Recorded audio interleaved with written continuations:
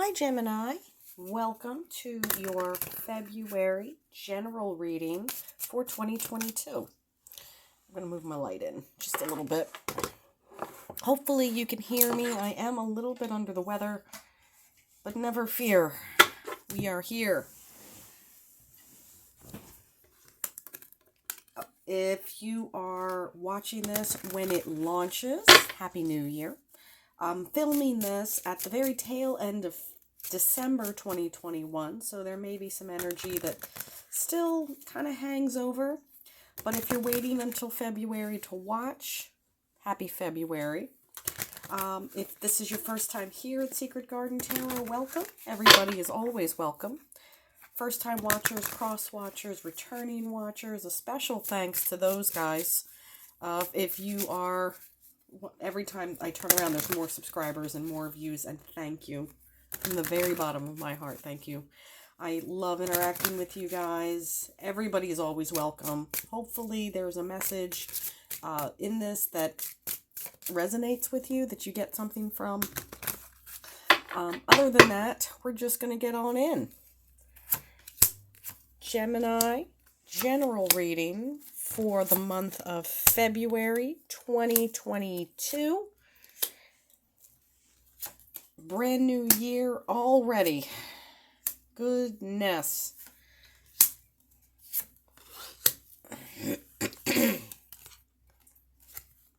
We'll do 2 clarifiers from the top, 2 clarifiers from the bottom, and away we go.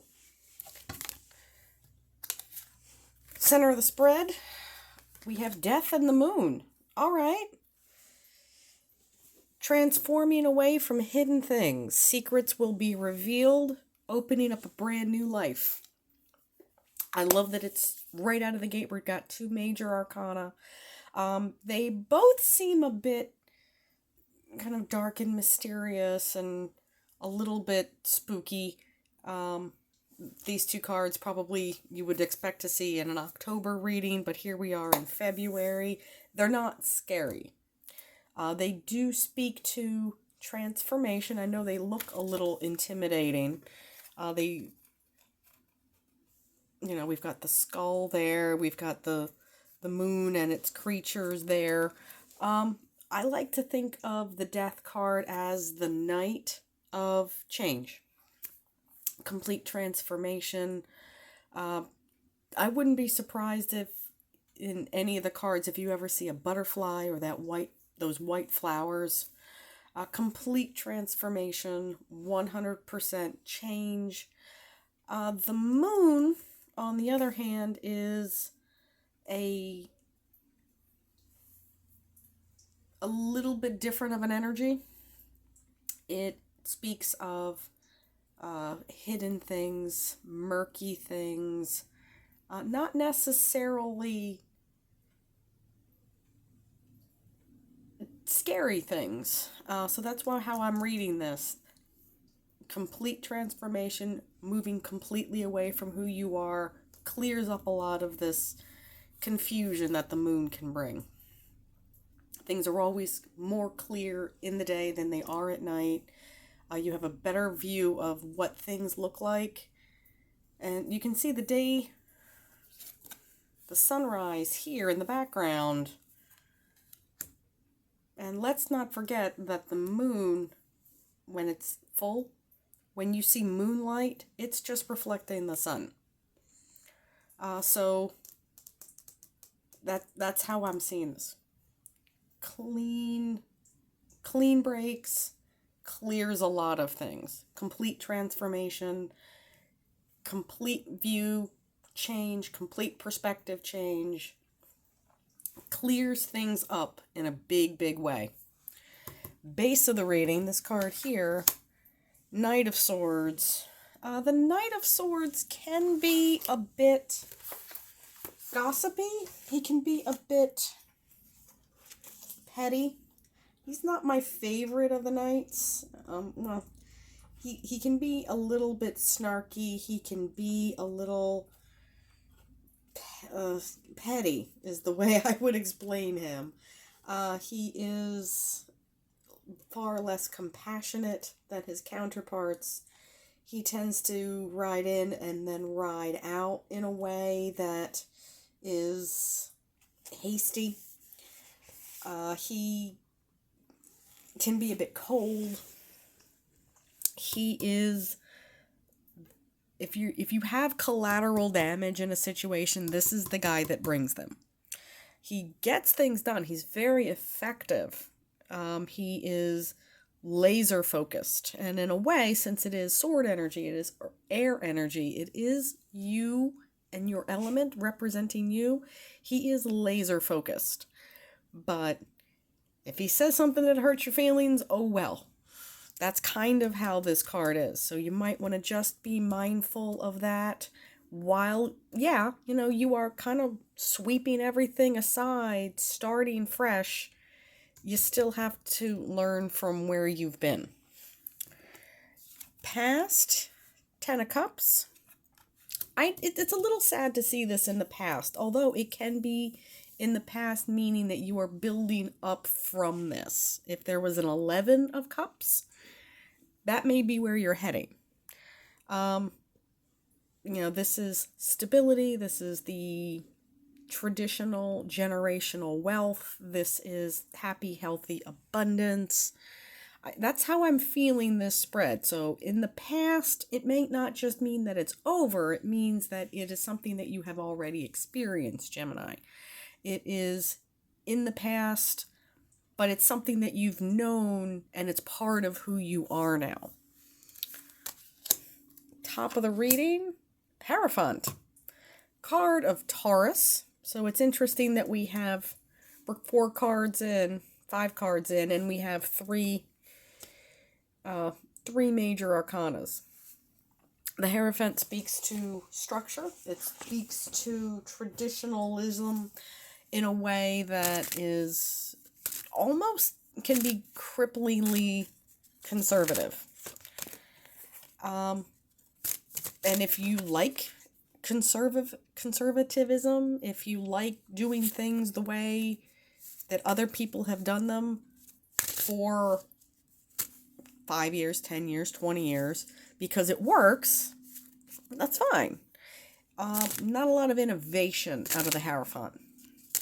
Also can speak to solid structures, education, the formal religion. So if you are building up from the 10, like we talked about in this arc, taking the good with this and using it as one of those backbone pillars, as one of those cornerstones, not a bad idea. Just learn from other people's mistakes, like we were talking about with this guy, and maybe building a better mousetrap. Hopefully that makes sense. You can keep your foundation and keep what's important to you, but not be caught up in the pitfalls of, well, that's the way everybody else has done it. You can't innovate. You can't change. You can't grow. Because absolutely you can, even within the confines of this reading. You can have flexibility. You can have creativity. You can grow based upon really conservative foundations. Hopefully that's making sense. Immediate future. The Star. More major arcana. Wishes fulfilled. Having a never-ending faith. It is a card of wish fulfillment, and a lot of the other signs have gotten the Star. I think the last one we got, I think it was Virgo, actually. If you have Virgo placement, perhaps you might want to watch one of those videos. So it is something that you have worked for. It is something that you're moving towards. And I do like this kind of progression. We have change, clearing away, building upon tradition, building upon backgrounds, getting what best serves you. I like where this is going. I like it when the cards tell a story about this, Gemini. I'm definitely getting that feeling. Let's see what your environment brings. 8 of Cups, King of Wands. 8 of Cups, walking away. However, it does speak of maturity. It does speak of that. You probably would want to see the cards, haven't you? Having enough backbone and enough inspiration within yourself to say, I can pick and choose at this point. Enough inspiration within yourself, enough fire within yourself to say, I choose this, I choose that. But the rest of these, I have no more need for. I like that. Having the maturity and the intelligence to say, to kind of cherry pick what you need out of life. Hopes and fears. The Tower. More major arcana. I know most Geminis don't like surprises. Which is fine. A lot of people don't like surprises, no matter what your sign is. It is a card of broken foundations. And in that context, you might focus too much on, if you're going to draw from your past to overcome what you have already been through, to overlook the flaws would be a mistake. And if you look back on solid parts of your foundation, be it in work, be it in a relationship, be it in school, be it in a situation that feels very familiar to you, only looking at the pitfalls and saying, well, such and such, my parents, my old professor, my friends have made these mistakes, I won't venture forward on my own road, would be the mistake. Only focusing on other people's mistakes, even if you haven't made them yourself, is a mistake. You have to move forward. You have to embrace what has been to achieve a future. Yes, there's going to be some shadiness. Yes, nobody's perfect. But that's how we grow. Overall outcome, Page of Cups. I like that. I really do like that. Having that youthful energy, having that